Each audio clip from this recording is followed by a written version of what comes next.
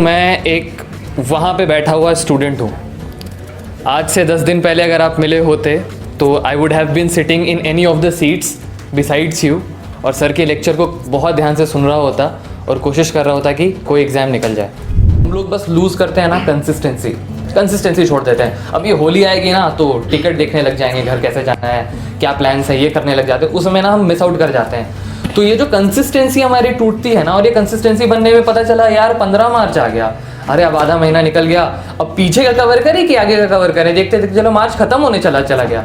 अब यार छोड़ो, अप्रैल से लिखेंगे अच्छे से। 2 नाव में पैर नहीं रखूंगा।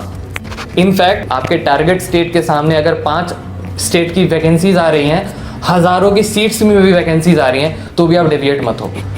क्योंकि जब एग्ज़ाम फाइनली आप अपना टारगेट स्टेट दो जिसके लिए आप प्रिपेयर कर रहे हो, तो आपके पास कोई बहाना नहीं होना चाहिए कि मैं इस वजह से नहीं पढ़ पाया या नहीं पढ़ पाई। मैंने अपना 100% टाइम लिया, मैंने अपना 100% दिया और ये रहा मेरा रिजल्ट।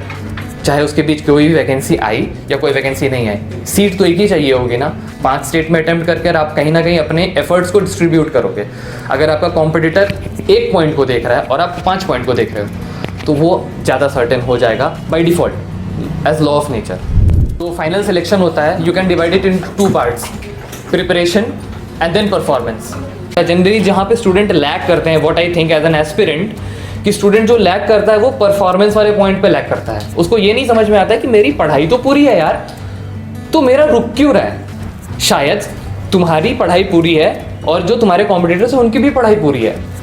अब तुम उनसे बेटर कैसे परफॉर्म कर रहे हो, इस पे तुम्हारे मार्क्स डिपेंड कर रहे हैं। जो मेंस राइटिंग है, it's an art of language. Depend करेगा कि पहला तो वो क्वेश्चन कितने नंबर का है, वो 5 नंबर का है कि वो 20 नंबर का है। FIR आप लोगों का क्लियर होगा, मैंने इसलिए पूछ लिया था कि उस एक रेलेवेंट पॉइंट पे बात हो तो लोगों को इक्वली समझ में भी आए। FIR में अगर हम जाते हैं तो वो FIR 4 नंबर में भी आपको लिखना है और 20 नंबर में भी आपको लिखना है। अब और ये ध्यान रखना कि आपको कोई कंटेंट छोड़ना नहीं है। तो इस तरीके से आपको आर्ट डेवलप करना है कि एक टॉपिक को मैं इतना बड़ा और इतना बड़ा कैसे करूं। जब ये आर्ट आ जाएगा आपको, इसका मतलब आपको पूरा कंटेंट का बहुत अच्छा ज्ञान है और आप इसको अपने हिसाब से मैनिपुलेट भी कर ले रहे हो। तो this is what best you can do with a content.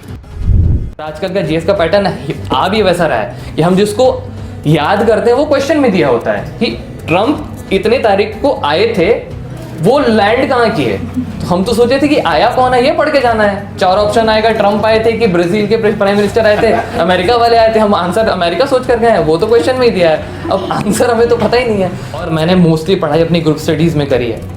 तो वैसे तो I am very very very lucky कि मुझे एक ऐसा ग्रुप मिला जिसमें कोई किसी से जलता नहीं था, कोई पार्शियल नहीं था, बहुत इम्पार्शियली हम लोग पढ़ते थे, हमारा आपस में कॉम्पिटिशन नहीं था। अब इंसान में एक टेंडेंसी होती है ना कि अपनी इंप्रेशन नहीं ख़राब कर सकता। मैं यहाँ पर खड़ा हूँ ना, तो मैं कोशिश कर रहा हूँ कि मैं अपनी बेस्ट प्रेजेंटेशन देकर जाऊँ सर के सामने भी और वो जो फेलो फ्रेंड्स मेरे सामने बैठे इनके सामने भी। तो अब जब ग्रुप स्टडी में पढ़ते हो ना, अगर आपने एक डाइंग डिक्लेरेशन टॉपिक रखा है और चारों लोग एक दूसरे को समझा रहे हो, तो पहले जो 3 लोग हैं ना, वो ये नहीं सुन रहे कि कितना अच्छा बोल रहा है, वो सोच रहे हैं कौन सी बात ये गलत बोले, पागला नारायण को पागला बोल दे, बस उसके बाद हम इनको समझाते हैं। तो जब आप ये ग्रुप स्टडी करते हो और ऐसा सिंसियर, पहले तो सिंसियरिटी होनी चाहिए उस ग्रुप में, सब इक्वली सिंसियर होने चाहिए, सबका ऑब्जेक्टिव उतना ही क्लियर होना चाहिए। एक भी लेजी होगा तो पूरे 4 पहिए हैं, चारों इक्वली चलने वाले होने चाहिए। कोई भी अगर स्लो है तो ग्रुप कहीं ना कहीं स्लो हो जाएगा। सिंसियरिटी में कमी नहीं होनी चाहिए। नॉलेज लेवल सबका डिफरेंट हो सकता है, कोई वीक हो सकता है, कोई स्ट्रांग हो सकता है, किसी की एक्सप्रेशन अच्छी होगी, किसी का नॉलेज अच्छा होगा, किसी की रिटेंशन अच्छी होगी, ये वेरी कर सकता है, पर सिंसियरिटी सबकी बराबर होनी चाहिए। तो जब इंप्रेशन पे बात आती है ना, तो इंसान जान लगा देता है और उस जान लगाने के 6-8 महीने, 1 साल, 2 साल के 1.5 साल के प्रोसेस में ना, आप इतना कुछ कवर कर चुके होगे और इतना कॉन्फिडेंस बिल्डअप कर चुके होगे कि आपको ओवरऑल प्रिपरेशन में बहुत ज़्यादा हेल्प मिलेगा। वो पहले के इंटरव्यूज़ होते थे थोड़े डराने से, सहमाने से, वैसे इंटरव्यूज़ नहीं होते। अब बहुत कूल माहौल होता है। They will draw you to a very comfortable zone, जहाँ पर आप बहुत कंफर्टेबल हो जाते हो। और वहाँ पर 2 चीज़ें होती हैं, या तो आप कॉन्फिडेंट होकर बहुत अच्छे आंसर्स दोगे, या फिर आप ओवर कॉन्फिडेंट होकर कुछ मिस आउट या गलत बोल जाओगे, जो वो मार्क कर लेंगे और आपको पता भी नहीं चलेगा।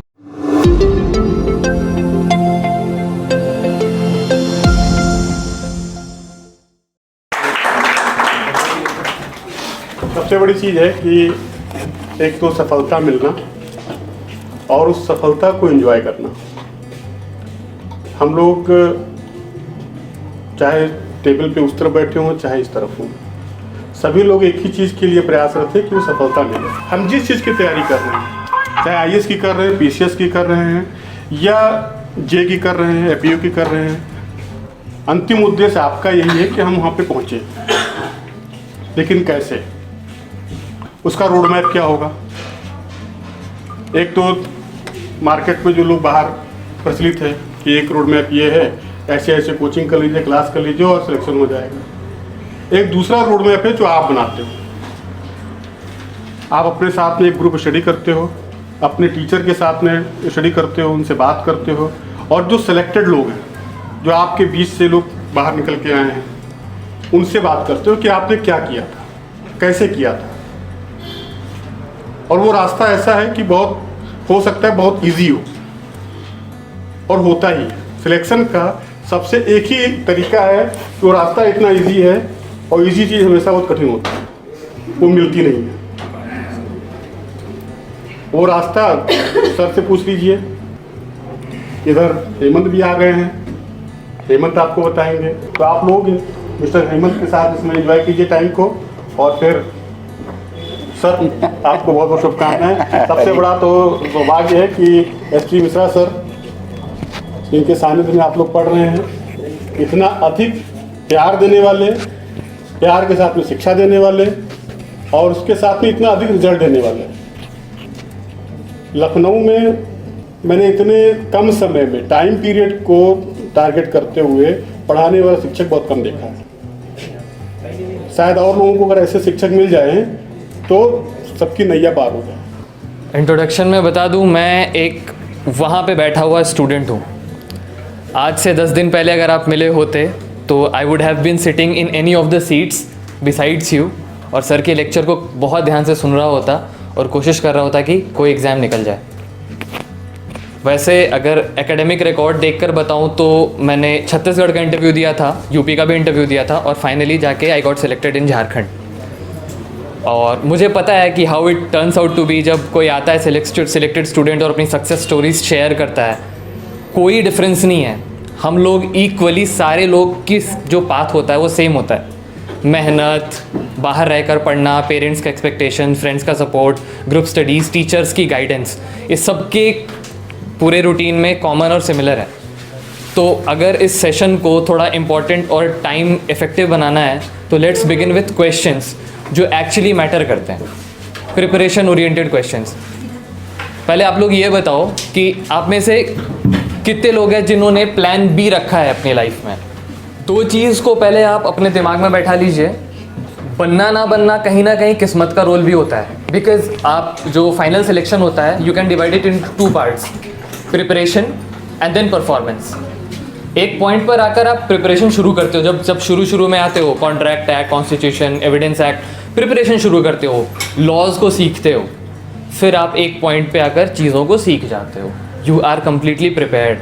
आप जिनके साथ बैठकर मेंस देते हो, प्री देते हो, इंटरव्यू देते हो, every student there knows dying declaration क्या है, कन्फेशन क्या है, वर्डेबल कॉन्ट्रैक्ट क्या है, सबको सब कुछ पता है। तो प्रिपरेशन के लेवल पे आप ऑलमोस्ट इक्वल पॉइंट पे हो। अब आती है परफॉर्मेंस। परफॉर्मेंस एक ऐसी चीज़ है जो कि आप एक्सप्रेस करते हो खुद को सर्टेन टाइम में, सर्टेन वर्ड लिमिट में, एक सर्टेन टॉपिक को एक्सप्रेस करना होता है, जो कि हम लोग जनरली मेंस के रूप में समझते हैं, और कुछ कहीं पे इंटरव्यू भी, जहाँ पर वेटेज ज़्यादा होता है, इंटरव्यू भी रेलेवेंट हो जाता है। तो एक्सप्रेशन, जब एक बार प्रिपरेशन का लेवल कंप्लीट हो जाता है तो आप एक्सप्रेशन यानी कि परफॉर्मेंस लेवल पे आते हो। वहाँ पर बहुत वर्क करना पड़ता है। जनरली जहाँ पे स्टूडेंट लैग करते हैं, what I think as an aspirant, कि स्टूडेंट जो लैग करता है वो परफॉर्मेंस वाले पॉइंट पे लैग करता है। उसको ये नहीं समझ में आता है कि मेरी पढ़ाई तो पूरी है यार, तो मेरा रुक क्यों रहा है। शायद तुम्हारी पढ़ाई पूरी है और जो तुम्हारे कॉम्पिटिटर्स हैं उनकी भी पढ़ाई पूरी है, अब तुम उनसे बेटर कैसे परफॉर्म कर रहे हो, इस पे तुम्हारे मार्क्स डिपेंड कर रहे हैं। और उसके बाद आता है लक फैक्टर, जो कि अपने हाथ में नहीं है, इसलिए उसको काउंट करके या कंसिडर करके डिस्कस करके कोई फायदा नहीं है। वो फेवर किया तो वेल एंड गुड, और नहीं किया तो भी आप कम डिजर्विंग थे, ऐसा कुछ भी नहीं है। इक्वली डिजर्विंग या मुझसे बहुत ज़्यादा डिजर्विंग लोग भी होंगे जो शायद स्टेज पर गए होंगे और किसी वजह से एक क्वेश्चन में प्रॉपरली एक्सप्रेस ना करने की वजह से सिलेक्ट हुए हो या ना थोड़े नंबर से रुक गए हो। तो मैं उस चीज़ पे फोकस करूँगा जहाँ पे जनरली लोग छोड़ देते हैं जिस पॉइंट को, वो परफॉर्मेंस है।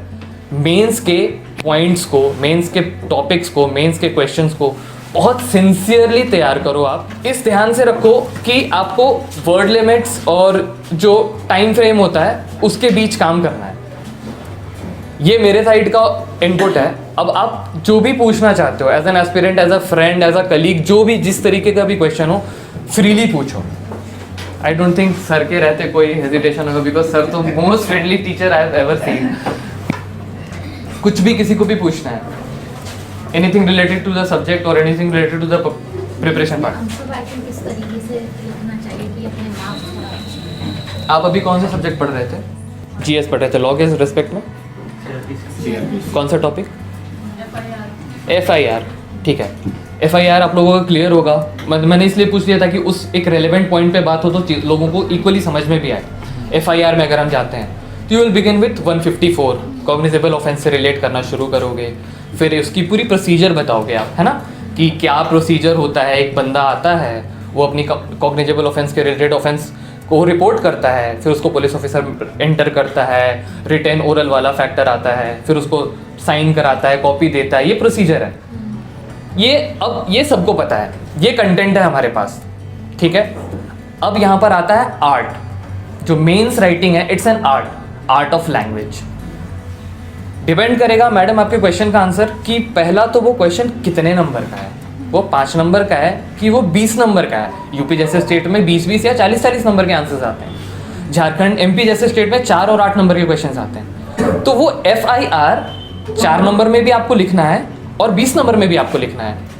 अब और ये ध्यान रखना कि आपको कोई कंटेंट छोड़ना नहीं है, लिखना वही है, वही कॉग्निजेबल ऑफेंस, वही 154, ललिता कुमारी का केस 156, 157।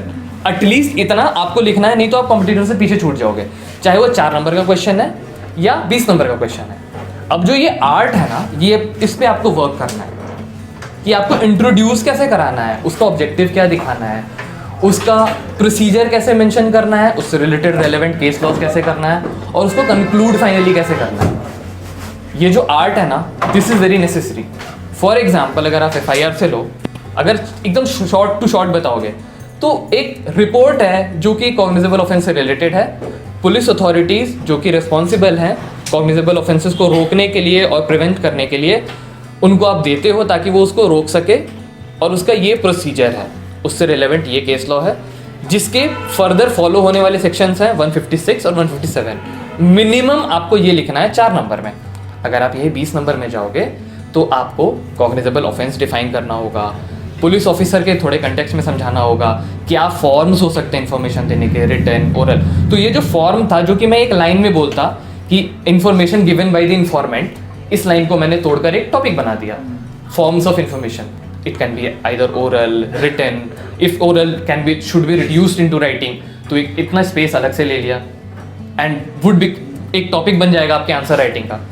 तो इस तरीके से आपको आर्ट डेवलप करना है कि एक टॉपिक को मैं इतना बड़ा और इतना बड़ा कैसे करूं। जब ये आर्ट आ जाएगा आपको, इसका मतलब आपको पूरा कंटेंट का बहुत अच्छा ज्ञान है और आप इसको अपने हिसाब से मैनिपुलेट भी कर ले रहे हो। तो this is what best you can do with a content. जब आप सारे कंटेंट के साथ इतने कंफर्टेबल हो जाओगे तो आई डोंट थिंक कोई भी आपको रोक पाएगा, बिकॉज आपका आंसर, आपका एक्सप्रेशन फ्लॉलेस होगा। और ये जो, जैसे मैंने आपको FIR का एग्जांपल दिया, अब आगे बढ़ते जाओगे, मेंटेनेंस ऑफ पीस, फिर बेल, किसी भी टॉपिक पे जाओगे, जब ये आर्ट डेवलप करोगे ना, तो एक लाइन को, एक पैराग्राफ कैसे बनाना है और एक पैराग्राफ को लाइन कैसे बनाना है, जो कंजंक्शंस हम यूज करते हैं, और, एंड, वेयर एज, देयरफॉर, ये सारी चीज़ें ना आपको कहीं कहीं भी छोटी कर देती है चीज़ों को। जैसे a person who gives the information shall go to the police officer and give the information.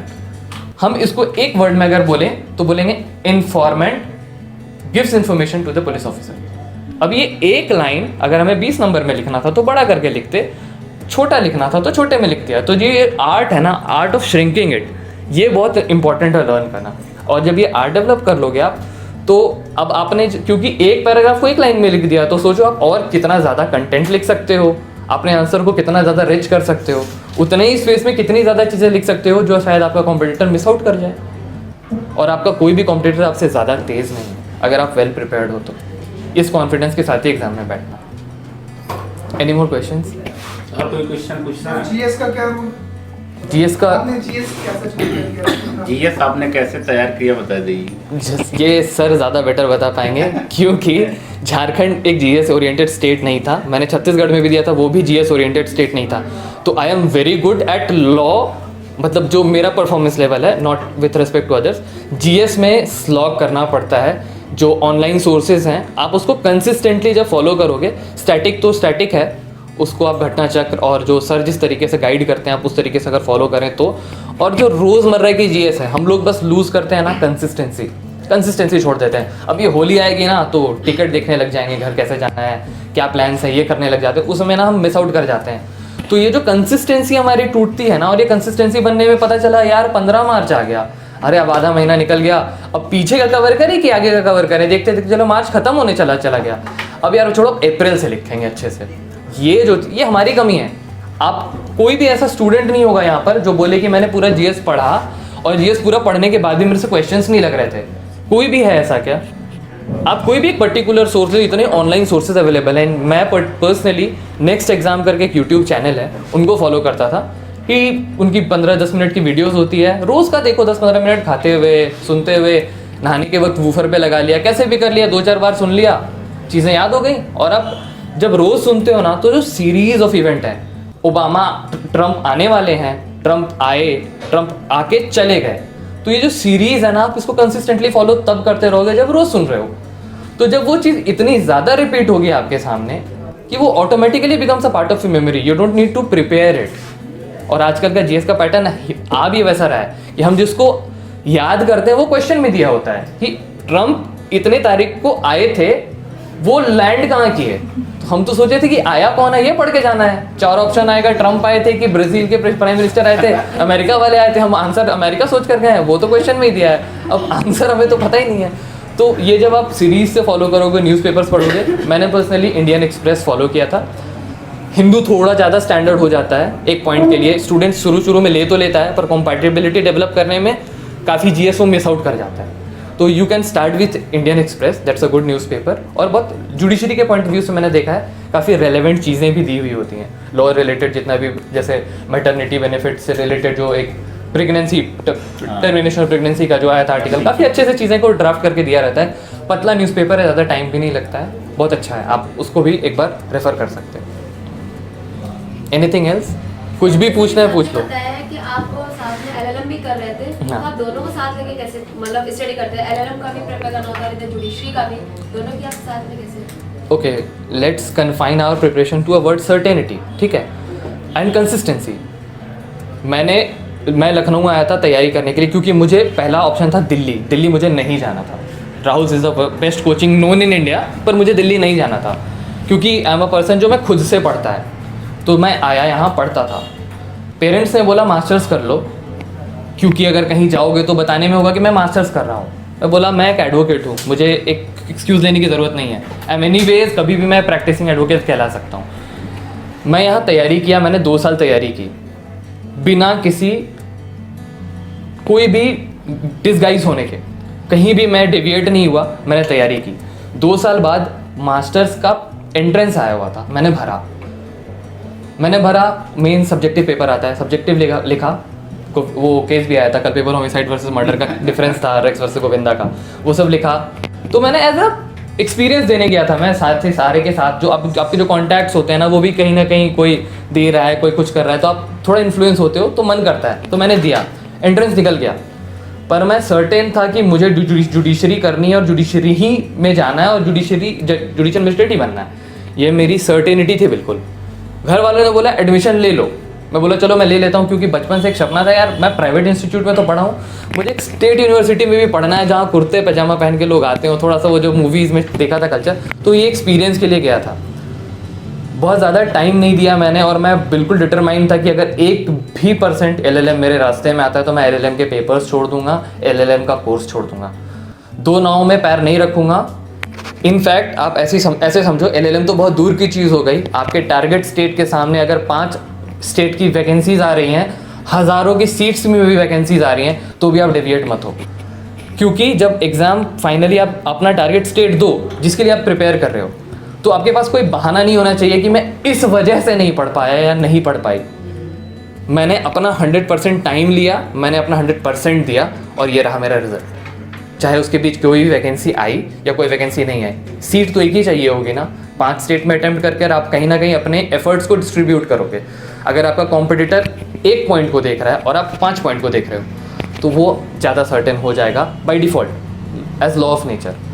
तो LLM मैंने तब किया जब मैं लॉ के साथ मोस्टली ओवर हो चुका था और एज अ सपोर्टिव था, और LLM की लॉ की लाइब्रेरी थी वो मैं उस पॉइंट से भी ज़्यादा था कि मैं वहाँ जाके लॉ लाइब्रेरी में पढ़ सकूँगा।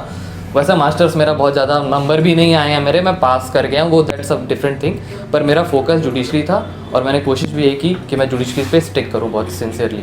सर आपने LLB के बाद आपने स्टार्ट किया जुडिशरी, हाँ। आपके साथ में किया था? नहीं, साथ में मैं इतना कॉन्शियस नहीं था, थोड़ा एज वाला फैक्टर रहता है। वो लास्ट ईयर तक जाते जाते इतनी सर्टेनिटी नहीं थी। और जो मैं कॉलेज में था, जिस कॉलेज में, वहाँ कॉर्पोरेट लॉज का ज़्यादा कल्चर था। मैं IIM BBA LLB और पेट्रोलियम यूनिवर्सिटी UPES देहरादून से, तो वहाँ कॉर्पोरेट थोड़ा कल्चर ज़्यादा रहता है। बच्चे 3rd ईयर 2nd ईयर से बड़े बड़े जगह पे इंटर्नशिप्स करने लगते हैं, पंचचंद मंगलदास, फक्सन मंडल, ये वो।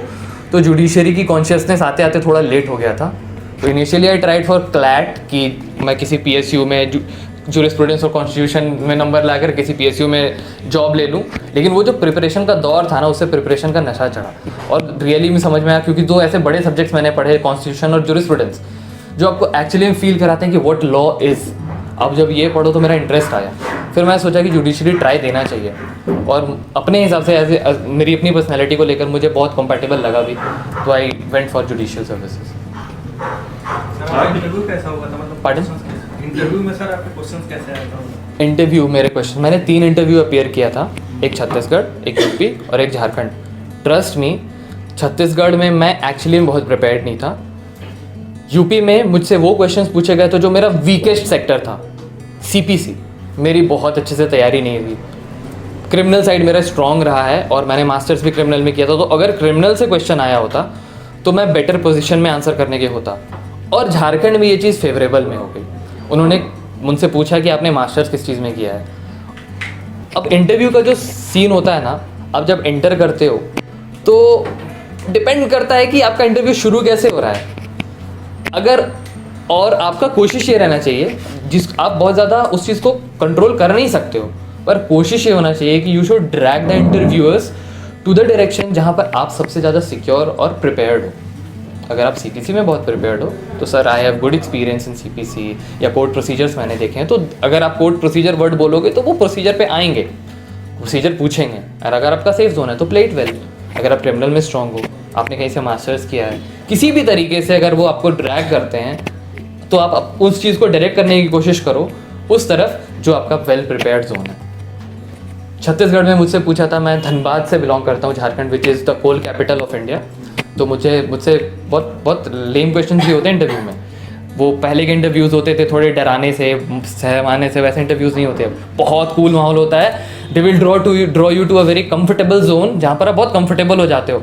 और वहाँ पर 2 चीज़ें होती हैं, या तो आप कॉन्फिडेंट होकर बहुत अच्छे आंसर्स दोगे, या फिर आप ओवर कॉन्फिडेंट होकर कुछ मिस आउट या गलत बोल जाओगे जो वो मार्क कर लेंगे और आपको पता भी नहीं चलेगा। तो उन्होंने मुझसे पूछा था कि धनबाद इस शहर पे बेस्ड एक मूवी बताइए।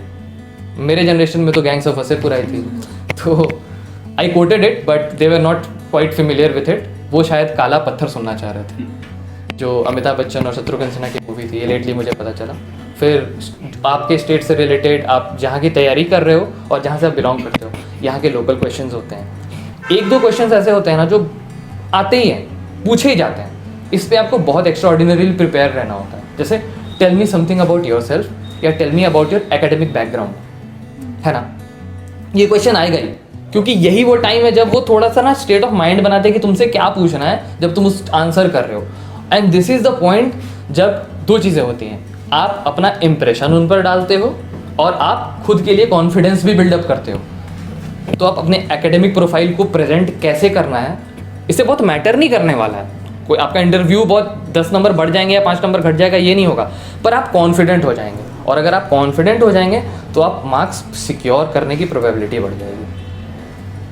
इंटरव्यू में कुछ भी पूछा जा सकता है। अच्छा आप ये बताओ कितने घंटे तैयारी करते थे पर डे, पढ़ते कितने घंटे? सर मैं थोड़ा शौक से पढ़ाई करने वाला इंसान हूँ, तो मुझे घंटों का अंदाज़ा नहीं रहता था। टॉपिक की जो डिमांड होती थी, जिस दिन जैसा मूड होता था, जैसा खाना खाया होता था, जिस तरह का कल्चर होता था, उस हिसाब से पढ़ाई करता था। और मैंने मोस्टली पढ़ाई अपनी ग्रुप स्टडीज़ में करी है। तो वैसे तो I am very very very lucky कि मुझे एक ऐसा ग्रुप मिला जिसमें कोई किसी से जलता नहीं था, कोई पार्शियल नहीं था, बहुत इम्पार्शियली हम लोग पढ़ते थे, हमारा आपस में कंपटीशन नहीं था। अब इंसान में एक टेंडेंसी होती है ना कि अपनी इंप्रेशन नहीं ख़राब कर सकता। मैं यहाँ पर खड़ा हूँ ना, तो मैं कोशिश कर रहा हूँ कि मैं अपनी बेस्ट प्रेजेंटेशन देकर जाऊँ, सर के सामने भी और वो जो फेलो फ्रेंड्स मेरे सामने बैठे इनके सामने भी। तो अब जब ग्रुप स्टडी में पढ़ते हो ना, अगर आपने एक डाइंग डिक्लेरेशन टॉपिक रखा है और चारों लोग एक दूसरे को समझा रहे हो, तो पहले जो 3 लोग हैं ना, वो ये नहीं सुन रहे कि कितना अच्छा बोल रहा है, वो सोच रहे हैं कौन सी बात ये गलत बोले, पागला नारायण को पागला बोल दे, बस उसके बाद हम इनको समझाते हैं। तो जब आप ये ग्रुप स्टडी करते हो और ऐसा सिंसियर, पहले तो सिंसियरिटी होनी चाहिए उस ग्रुप में, सब इक्वली सिंसियर होने चाहिए, सबका ऑब्जेक्टिव उतना ही क्लियर होना चाहिए। एक भी लेजी होगा तो पूरे 4 पहिए हैं, चारों इक्वली चलने वाले होने चाहिए। कोई भी अगर स्लो है तो ग्रुप कहीं ना कहीं स्लो हो जाएगा। सिंसियरिटी में कमी नहीं होनी चाहिए। नॉलेज लेवल सबका डिफरेंट हो सकता है, कोई वीक हो सकता है, कोई स्ट्रांग हो सकता है, किसी की एक्सप्रेशन अच्छी होगी, किसी का नॉलेज अच्छा होगा, किसी की रिटेंशन अच्छी होगी, ये वेरी कर सकता है, पर सिंसियरिटी सबकी बराबर होनी चाहिए। तो जब इंप्रेशन पे बात आती है ना, तो इंसान जान लगा देता है, और उस जान लगाने के 6-8 महीने, 1 साल, 2 साल के 1.5 साल के प्रोसेस में ना, आप इतना कुछ कवर कर चुके होगे और इतना कॉन्फिडेंस बिल्डअप कर चुके होगे कि आपको ओवरऑल प्रिपरेशन में बहुत ज़्यादा हेल्प मिलेगा। ये जो मैं आपको जितना कॉन्फिडेंटली बोल पा रहा हूँ, इट डजेंट मैटर यहाँ पे अगर 1000 बच्चे और भी बैठे होते हैं ना, तो मुझे ज़रा से भी मेरी आवाज़ में फ्लिक नहीं आता। ये मेरा कंफर्टेबल जोन नहीं है, क्योंकि मैंने ऐसे बहुत पब्लिक स्पीकिंग नहीं की है, पर क्योंकि मैंने अपनी ग्रुप स्टडी में इतना पढ़ाया है, इतना बोला, इतना इंटरेक्ट किया है। एक आप ग्रुप स्टडी में जब किसी को पढ़ाते हो, समझाते हो चीज़ों को ना, तो आप जब तक उसको समझ में नहीं आता, उसके चेहरे पे जब तक सेटिस्फैक्शन नहीं दिखता, तब तक आप अपना परफॉर्मेंस देने की कोशिश करते हो एज अ टीचर। तो जब वो चीज़ आप डेवलप करते हो, तो आपका इंटरव्यू तो वहीं क्लियर हो गया बॉस। और एक्सप्रेशन अच्छे हैं, यानी कि शब्दों का चयन आपका अच्छा रहा है, यानी कि मेंस में भी आप वर्ड्स को वही जो बड़ा छोटा करने की आर्ट कहीं ना कहीं आप इंटरनली डेवलप कर रहे हो, और अपने कंसेप्ट्स में भी आप क्लियर हो रहे हो। तो go for group studies if you can, it would be very helpful. Anything else? Interview में सर आपने बताया कि अपने एकेडमिक्स और इन सब के बारे में बताया, सर उसमें क्या मतलब उनको क्या बताया जाए? एकेडमिक क्या सुनना चाहते हैं आप? क्या सर हमें रिप्रेजेंट कर रहे हैं सर, ये चीज़ आप कैसे? वो आप उनको वो बताओगे जिसमें आप स्ट्रांग हो। आपको अपने वीकनेस को स्ट्रेंथ बना के बताना है। वहाँ पर बात करना एक आर्ट है, और वो 20 मिनट का सेशन बहुत इंपॉर्टेंट होता है। और क्योंकि ये पहला क्वेश्चन होता है, इसलिए क्वेश्चन भी अपने आप में बहुत इंपॉर्टेंट होता है। ये रिपीटेटिव क्वेश्चन है, ज़रूर पूछा जाएगा, बहुत ईजी क्वेश्चन है, पर बहुत इंपॉर्टेंट क्वेश्चन होता है। तो एकेडमिक प्रोफाइल, अगर अब आपकी एकेडमिक प्रोफाइल पूछी जाए, अबाउट योरसेल्फ पूछा जाए, तो आप अपने बेसिक स्कूल से बताओ, स्कूल के मार्क्स बताओ। आई pursued my 10th and 12th इतने मार्क्स से, इस स्कूल से, इस जगह से। फाइनली उसके बाद मैंने बैचलर्स करा, मैंने लॉ करा, इतने मार्क्स सिक्योर करे। जो वर्ड्स का यूज आप कर सकते हो, pursued, secured, performed, attend my degree, ये वो आप। और हाँ, कुछ लोगों के जैसे मार्क्स कम रहते हैं, तो आप कोशिश करो 10th यहाँ से किया, मार्क्स मत बताओ कम है, तो क्यों उस चीज को हाईलाइट करना जिसमें आप वीक रहे हो। Only highlight your strengths, not your weaknesses. और अगर आपके कोई वीकनेस है जो कि आपको लगता है इंटरव्यू में पूछा जा सकता है, हाईलाइट किया जा सकता है, पुल किया जा सकता है, तो एक स्ट्रेटजी बना के जरूर है कि हाउ उसको मैं कवर करूँ एज अ स्ट्रेंथ। और कोई भी नेगेटिव स्टेटमेंट मत यूज करना, कोई भी नेगेटिव स्टेटमेंट मत यूज करना। लैंग्वेज क्या होती है सर इंटरव्यू में? पढ़ें लैंग्वेज जो इंटरव्यूअर का लैंग्वेज होगा वो आपके आंसर करने का लैंग्वेज होना चाहिए। बेसिकली प्रेफर आप वही करो, जैसे मैं हिंदी इंग्लिश मिक्स करके बोल रहा हूँ, आप ऐसे भी बोल सकते हो, जैसा कंफर्टेबल हो। आपको बेस्ट परफॉर्मेंस देना है। आप लैंग्वेज अगर मान लो, अगर आप दोनों में कंफर्टेबल हो तब तो कोई प्रॉब्लम ही नहीं होगी। अगर मान लो बहुत हिंदी में कंफर्टेबल हो तो कोई दिक्कत नहीं, हिंदी में बोल लो। इंग्लिश बोलने के चक्कर में फंबल मत कर जाना, कॉन्फिडेंस बिल्ड मत कर जाना, क्योंकि वो 20 मिनट बहुत इंपॉर्टेंट है। और वो ना, सच बता रहा हूँ, 100% कॉन्फिडेंस लेके घुसते हो, बैठ के साथ कॉन्फिडेंस हो जाता है 50। कितने लोग का पेमेंट? और ये सर करवाएंगे, ये तो खैर इसकी टेंशन ही नहीं है, सर के साथ वो कराएंगे। और ये सर जब अंदर बैठते हैं ना, तो ये सर दूसरे हो जाते हैं। ये जब सवाल पूछते हैं तो ये वो सही नहीं है जिनको आप आशा से देखोगे, ये तुम्हें बड़ी आशा से देखेंगे। तो वो प्रोसेस तो सर आपको बहुत फेमिलियर करा देंगे, उसकी कोई दिक्कत नहीं है। बेसिकली आप अगर प्रिपेयर्ड होगे तो आप अपने आप सब कुछ बोलने लग जाओगे, बताने लग जाओगे, उसमें ज़्यादा आपको बहुत नहीं सर कितने लोग का पैनल था इंटरव्यू में? छत्तीसगढ़ में 4 लोगों का था, यूपी में भी 4 लोगों का क्वेश्चन था। सारे करते हैं? क्वेश्चन सारे करते हैं, एक बार में एक बंदा करता है, लेकिन सुनते सारे हैं। सुनेंगे तो और सारे। दरवाजा बंद होने के बाद मार्क्स सारे मिलकर देते हैं, तो कोई फर्क नहीं पड़ता क्वेश्चन कौन कौन कर रहे हैं। यूपी में ऐसे रहते हैं कि 2 प्रोफेसर रहते हैं और एक जज रहता है। जज रहते हैं और एक चेयरमैन रहते हैं वहाँ के, तो कमीशन से रहते हैं। झारखंड में 2 हाईकोर्ट जज रहते हैं, ऑनरेबल जजेस रहते हैं, और एक कमीशन का चेयरमैन रहता है। तो इस तरीके का पैनल होता है। लेकिन जजेस होते हैं वो बहुत ऑब्जर्वेंट होते हैं और बहुत लीनियंट और बहुत काम भी होते हैं। वो अपने लेवल का आंसर नहीं चाहते हैं आपसे, बस आप वहाँ कॉन्फिडेंट रहो, वेल प्रेजेंट करो, खुद को अपना बेस्ट देकर रहो। बाकी आप क्या कर सकते हो, 6 मार सकते हो। मैच जीते या नहीं जीते वो आपके हाथ में नहीं है, आप तो छक्का ही मार सकते हो, छक्का मारते हैं ना। बाकी सर कुछ बताते रहेंगे धीरे धीरे सर, धीरे। आपके अकॉर्डिंग प्लान बी रेडी रखना चाहिए, मतलब होना चाहिए या नहीं होना चाहिए, फिर फोकस होना चाहिए? फोकस एक ही होना चाहिए। प्लान बी कहीं ना कहीं आपको कमजोर करता है, क्योंकि सबके लिए प्लान बी की तरफ चूज करने का जो टाइम होता है, जैसे मैंने 1 साल वेट किया प्लान बी की तरफ चलना चाहिए या नहीं, किसी ने 2 साल वेट किया प्लान बी की तरफ चलना चाहिए कि नहीं। और ऑब्वियसली यार फैमिली फैक्टर्स, फाइनेंशियल बैकग्राउंड पे भी डिपेंड करता है प्लान बी है या नहीं है। पर आई वुड रिकमेंड, अगर कुछ चूज किया है तो उस पर इतनी शिद्दत लगा देना कि जब 60, 35, 45 साल के वो और एक जज की गाड़ी गुजरे ना, आपका बेटा या बेटी बगल में बैठा हो ना, तो ये ना बोले कि यार मैं भी ये हो सकता था, या मेरा दोस्त है वो, मैं नहीं। ये रिग्रेट मत रखना, इतनी कोशिश जरूर कर देना, मेरी कोशिश पूरी थी यार, किस्मत में नहीं था तो कोई। और जब उस लेवल की आप मेहनत कर लोगे ना, भले किस्मत से रुक जाओ, लेवल की मेहनत होगी ना, तो वो जज भी होंगे तो आप उनसे डरोगे नहीं, या आपके अंदर जरा भी कॉन्फिडेंस की इंफीरियरिटी नहीं रह जाएगी, क्योंकि आपको पता है उसने भी उतनी ही पढ़ाई की थी जितनी मैंने की थी, कहीं शायद मैंने ज़्यादा की थी। ये मैटर करता है इसमें, इंग्लिश मीडियम में हिंदी मीडियम में? बोलते हैं इंग्लिश ज़्यादा स्कोरिंग होता है, जनरली बोला जाता है, पर आप अगर हिंदी मीडियम से तो आप अपनी पास को नहीं बदल सकते।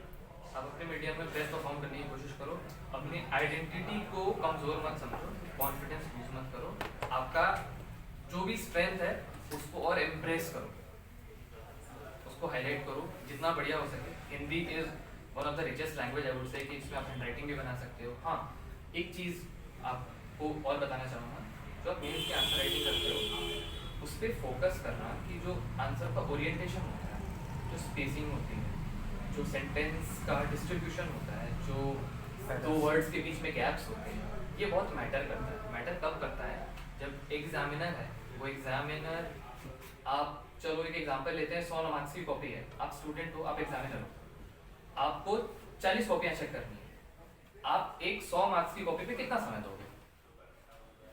आपका कोई पर्सनल इंटरेस्ट नहीं है उसमें, आपको रोज आकर वही कॉपीज चेक करनी है, आप मुश्किल से 30 सेकंड, 1 मिनट, 1.5 मिनट बहुत दोगे तो आपको कोई पर्सनल इंटरेस्ट तो है नहीं, आपने तैयारी करके तो लिखी नहीं है, और हर कॉपी में वही आंसर मिलना है, तो आपके लिए कुछ नया भी नहीं है, नहीं होता है। तो आप समय नहीं दोगे उसमें। अब भाई जब वो तुम्हारी कॉपी पे समय देने को तैयार नहीं है, तो तुमने कितनी अच्छी भाषा लिखी है, कितने अच्छे चीज डाले हैं, ये तो तब पता चलेगा ना जब वो उसको एक्चुअली में डिटेल में पढ़ेंगे। अगर वो पढ़ते नहीं है और मान लो मूड खराब रहा, बारिश का मौसम था, वही से लड़ाई हो गई है, कुछ भी एक सब्जेक्ट फैक्टर रहा है, तो वो उस टेम्परामेंट से भी आपको आंसर्स देखने हैं कि अगर वो कम से कम भी आपके आंसर शीट पे टाइम दे तो मैक्सिमम मार्क्स आप सिक्योर कर सको। आपने जो चीज़ लिखनी चाहिए वो उसमें हाईलाइट हो रहा हो, पॉइंट्स वेल डिस्ट्रीब्यूटेड हो, हाईलाइटेड हो। हाईलाइटेड मतलब हाईलाइटर्स यूज मत करना, पेन के कलर्स चेंज कर सकते हो अगर आप टाइम मैनेज कर सकते हो तो। मैंने तो किया था, मैंने कोशिश यही करी थी लैंग्वेज में, स्पेशली लैंग्वेज के पेपर में ट्रांसलेशन के जितने डिफिकल्ट वर्ड्स थे मैंने उनको ट्रांसलेशन तो किया था, पर उनको हाईलाइट जरूर किया था कि आप देख लो भाई इस वर्ड को मैंने ये ट्रांसलेट किया है, इस वर्ड को मैंने ये ट्रांसलेट किया है, और अगर आप सिर्फ एक नजर भी डालो तो मुझे आपको ये पता है कि ये 11 वर्ड्स इसने मुश्किल वाले देखो ट्रांसलेट करके डाले हैं, ताकि वो मुझे नंबर दे दें। और किसी भी तरह से मेहनत के बाद ना वही जो किस्मत के स्कोप मत छोड़ो, ये कर सकते हो। एक मेंस में ये चीज का बहुत ध्यान रखना। ब्लैक ही ऊपर यूज कर सकते हैं। हाँ, और ब्लू और ब्लैक के अलावा यदि यूज करोगे तो दीवार कर दिए जाओगे। हाँ, इस इस चीज का भी ध्यान रखना, कोई नाम, कोई सिग्नेचर, बहुत सारे लोग आप लोग यूज करते हो रेखा उसमें भी मनोज use राहुल करोगे। ऐसे कोई भी नाम यूज मत करना, कोई नाम यूज मत करना, कोई एक्सक्लेमेशन मार्क नहीं यूज करना कि आपके पेपर को दूसरे के पेपर से वो अलग दिखे। एमपी में तो स्पेशली बात कर देते हैं, अगर सिग्नेचर भी आपने कहीं कर दिया है, जुडिशियल मजिस्ट्रेट का नाम लिख दिया है, जजमेंट राइटिंग में कुछ कर दिया है, तो आपका पेपर कैंसिल हो जाता है। इस चीज़ का बहुत ध्यान रखना, कोई भी डिस्टिंग्विश्ड आइडेंटिफिकेशन मार्क नहीं छोड़ना अपने पेपर पे, जिससे उनको ये लगे कि आपने कोई इंडिकेशन देने की कोशिश की। ओम स्वास्थ्य कुछ नहीं, कुछ नहीं बनाना है, कोई धार्मिक चिन्ह प्रतीक उस पर ना बनाइए, एकदम सिंपल। आपको एग्जाम देने गए हो ना, बाकी अब बाहर तो करते ही हो सब। हाँ, तो पेपर देने के पहले, पेपर देने के बाद, लेकिन पहले उसके बीच दौरान सर इंटरव्यू में क्वेश्चन सिर्फ लॉ से रिलेटेड होते हैं कुछ भी पूछ सकते हैं, जनरली लॉ से रिलेटेड होते हैं। अगर हो सकता है तो रिसेंट जो चीज़ें चल रही हैं उनसे भी रिलेटेड हो सकता है। अगर आपको आता है तो आप पढ़ पढ़ कर जवाब देंगे, पढ़ पढ़ कर, वही मैंने आपको बोला ना, आप उस चीज़ को ड्रॉ करेंगे। जैसे आपको लॉ में आप स्ट्रॉन्ग हो और उन्होंने एक जीके का क्वेश्चन पूछा, आपको नहीं आता था, जीके आपने ज़्यादा नहीं पढ़ी, तो आपने बोल दिया sorry sir I am not aware of this fact, तो चलो कहीं ना कहीं वो भी इंटरेस्ट लूज करते हैं कि जीके नहीं, और आपने लॉ का आंसर दिया, बहुत डिटेल में दिया, बहुत अच्छे से बताया, तो फिर वो उस क्वेश्चन से एक और क्वेश्चन बनेगा, तो उस क्वेश्चन से एक और क्वेश्चन बनेगा, तो आपने उनको ड्रॉ कर लिया, आपने save zone and play it, वहाँ पे प्ले करो। तो बहुत पूछे आप लोग, और कुछ पूछना है? नहीं सर। ठीक है, आपको बहुत बहुत धन्यवाद। काफ़ी है, आप मतलब ये तो एज अ फ्रेंड भी अवेलेबल है सर, आप ये सर काफ़ी है, मेरी बातें जो भी थी वो एज अ फ्रेंड थी आप लोगों के लिए, बाकी मैं फेसबुक पे हेमंत सिंह नाम से हूँ, अगर आपको कोई पर्सनली वैसा कभी कुछ लगता है तो एज अ फ्रेंड आप कनेक्ट हो सकते और जल्दी ही हाई कोर्ट भी चले जाएंगे, क्योंकि बहुत कम एज में है, तो 10 इयर्स में जो है डिस्ट्रिक्ट जज हो जाएंगे, और चूँकि झारखंड में है तो झारखंड में जो है हाई कोर्ट में आपसे मुलाकात आपकी होगी बहुत कम। हैं, लड़कों से भी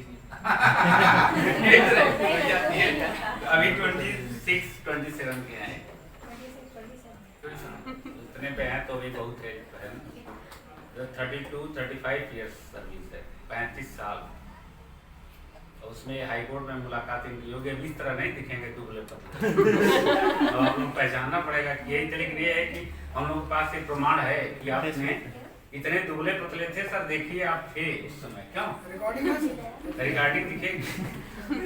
ठीक है, थैंक यू सर।